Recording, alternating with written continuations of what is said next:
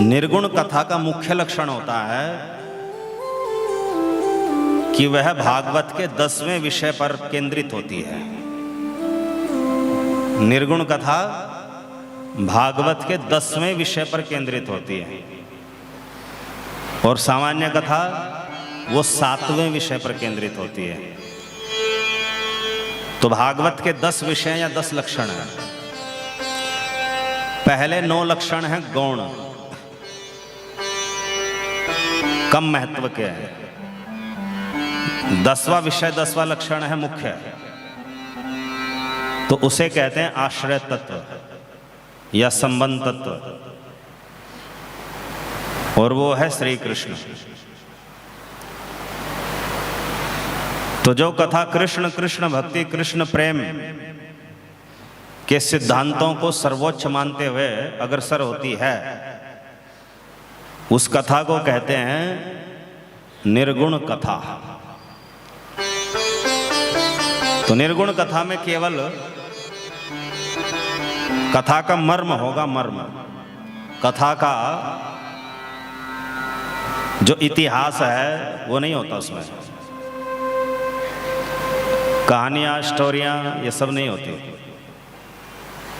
अगर होगी भी तो सिद्धांत के साथ होगी, बिना सिद्धांत के कुछ नहीं होगा। तो ईशानु कथा में सभी जितने चरित्र हैं भागवत के उनको पूरा किया जाता है थोड़ा थोड़ा करके, और निर्गुण कथा में सिद्धांत जो है, तत्व ज्ञान जो है, उस पर फोकस किया जाता है। तो निर्गुण कथा का मुख्य लक्षण होता है वह भक्ति के सिद्धांतों पर केंद्रित होती है, आश्रय तत्व पर 10वें विषय पर केंद्रित होती है। दूसरा लक्षण निर्गुण कथा का, निर्गुण कथा वैष्णव विधि से होती है, कर्मकांड की विधि से नहीं होती। और वैष्णव विधि क्या है? केवल हरि को प्रसन्न करना। पितृपक्ष चल रहा है किंतु यहां पर कोई पितृ पूजन नहीं होता, कोई देव पूजन नहीं होता, केवल भागवत का ही माल्यार्पण होता है, भागवत की आरती होती है। कोई कलश यात्रा नहीं होती, कोई हवन इत्यादि भी नहीं होता।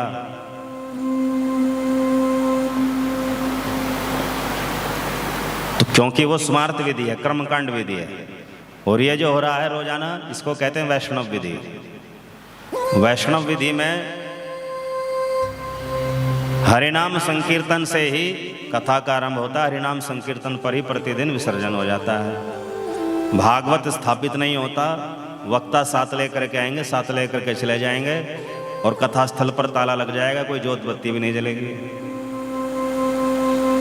सगुण कथा में ये सब करना पड़ेगा, आयोजक को, यजमान को वहीं रहना पड़ेगा, वहीं पूजन होगा 2 समय, और कई बार तो रात्रि में संकीर्तन भी करना होता है। विधि विधान तो ऐसा ही है। आयोजक को एक ही सीट पर बैठना पड़ेगा रोजाना 7 दिन तक, अपनी सीट नहीं बदल सकते, आज आगे कल पीछे आगे ऐसे बैठ गए। हरे कृष्ण कृष्ण कृष्ण हरे हरे, हरे राम राम राम हरे हरे। निर्गुण कथा में कथा वक्ता कथा का विक्रय नहीं कर सकता, दक्षिणा तय नहीं कर सकता। दक्षिणा तय करना ये कथा बेचना माना जाता है, और कथा बेचना एक कथा अपराध है। जैसे नाम अपराध है, धाम अपराध है, वैष्णव अपराध है, सेवा अपराध है, वैसे कथा अपराध भी होता है। कथा का विक्रय करना, कथा को बेचना, कथा का व्यवसाय करना, ये कथा अपराध है। तो ये निर्गुण कथा में नहीं चल सकता। हरे कृष्ण कृष्ण कृष्ण हरे हरे, हरे राम राम राम हरे हरे। निर्गुण कथा का प्रयोजन होता है कृष्ण भक्ति का प्रचार प्रसार। मुख्य प्रयोजन, मुख्य उद्देश्य होता है कृष्ण भक्ति का प्रचार प्रसार, और गौण उद्देश्य बहुत सारे हो सकते हैं। मुख्य उद्देश्य जो है वो कृष्ण भक्ति का प्रचार प्रसार होता है। निर्गुण कथा करवाने के लिए यदि सामूहिक चंदा भी एकत्रित किया जाए तो भी उस कथा से बचा हुआ कोष दूसरे परोपकार के कार्यों में नहीं लगाया जा सकता। अगर दूसरे परोपकार के कार्यों में, समाज सेवा के कार्यों में लगा दिया तो फिर वो निर्गुण नहीं रहेगी, सतोगुणी हो जाएगी, क्योंकि परोपकार जो है उस सतोगुण के अंतर्गत आता है। वो पुण्य देगा, फिर वो भक्ति नहीं देगी। इसलिए निर्गुण कथा का अवशिष्ट कोष, बचा हुआ कोष भी हरि कथा में ही लगता है या हरि भक्ति में ही लगता है, हरि भक्ति के प्रचार प्रसार में लगता है, सत्संग आदि में ही लगता है। इस कोष से मानव सेवा, समाज सेवा आदि नहीं किए जा सकते, नहीं तो फिर वो निर्गुण नहीं रहेगी।